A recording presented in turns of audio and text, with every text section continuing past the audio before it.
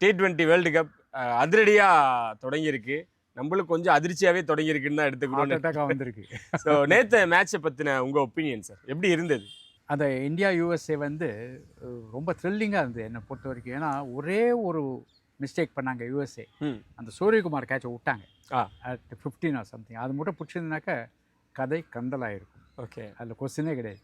ஏன்னா Indian batting வந்து ரொம்ப ரொம்ப மோசம். அதை எப்படி சொல்கிறது, ஓவர் கான்ஃபிடென்ஸா ம். இல்லை காம்ப்ளசன்ஸா இல்லை திமிரா.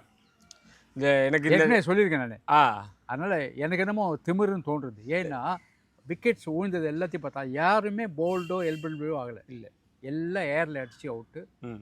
அண்டு என்னமோ வந்து சொல்லி வச்சு அவுட் ஆகிட்டு போகிற மாதிரி அவுட் ஆகிட்டு போனாங்க. ம். ம். ம். ரொம்ப ரொம்ப கேவலமாக இருந்தது. ஸோ இதுக்கு முன்னாடி நம்மளே பேசிக்கணும்னு நினைக்கிறேன் சார். இந்த இளம் கன்று பயம் அறியாது அப்படின்னு நான் அப்படி சொன்னீங்க கேட்கும்போது நீங்கள், கரெக்ட். நீங்க சொன்னீங்க இல்ல இது கண்டினியூவா இருக்கணும். ஆமாம், இந்த ஃபார்ம் கண்டினியூவா இருந்தா மட்டுமே நம்மளுக்கு சஸ்டெயின் ஆக முடியும்னு நீங்க சொல்லியிருந்தீங்க. ரொம்ப கரெக்டு. இப்போ என்ன ப்ராப்ளம்னா எல்லாருமே இந்த மாதிரி இருக்காங்க. ம். நீங்களே பாருங்கள், இந்த ஃபஸ்ட்டு இதுலேருந்து பாருங்கள், அபிஷேக் சர்மா ஃபஸ்ட்டு பால் 6 அடிக்கணுன்ற வெறியில் இருக்கார். ம். அது என்ன, அது வந்து ப்ரீ பிளான்டா இல்லைனா இந்த மாதிரி எங்கேயாவது பெட்டு கட்டிருக்காரா என்னன்னு தெரியல. ரொம்ப மோசமாக இருக்காது.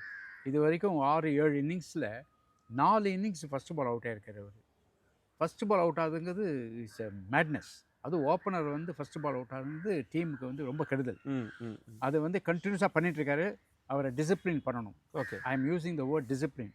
கோச்சோ இல்லை செலக்டரோ கூப்பிட்டு சொல்லணும், இந்த மாதிரி you cannot get out hit first ball in the air for 6. நீ எவ்வளோ பெரிய பிளேயராக இருந்தாலும் அது பண்ணக்கூடாதுன்னு சொல்லணும். ம். ம். அவர் அப்படின்னாக்க இஷான் கிஷன் ஸ்ட்ரகிள் பண்ணுறாரு. அவருக்கு வந்து பாலை தேடின்னு இருக்காரு ஃபஸ்ட்டு. அவரை அடிக்காமல் விளாட முடியல அவர். ஏன்னா ஃபஸ்ட்டு பால் விக்கெட் வந்தோடனே அவர் வந்து ஸ்லோ டவுன் பண்ணணும்னு பார்க்குறாரு. ஆனால் முடியல அவருக்கு. ம். அது ஒன்று. திலக் வர்மா நல்லா ஆடிந்தார்.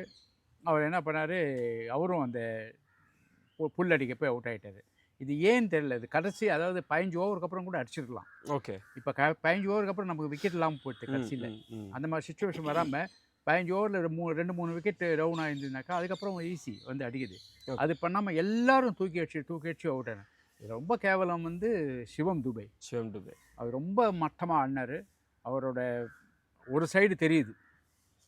அவர் ஒரு மேட்ச் நல்லா விளையாடுறாரு, ஒரு மேட்ச் இந்த மாதிரி விளையாடுறாரு. அது ஒன்று. எனக்கு ஈவன் ரிங்கு சிங் அண்ட் ஹர்திக் பாண்டியா அனாவசியமாக அவுட் ஆனாங்க, தூக்கி அடிச்சு அவுட் ஆனாங்க. எல்லாருமே தூக்கி அடிச்சு அவுட்டு.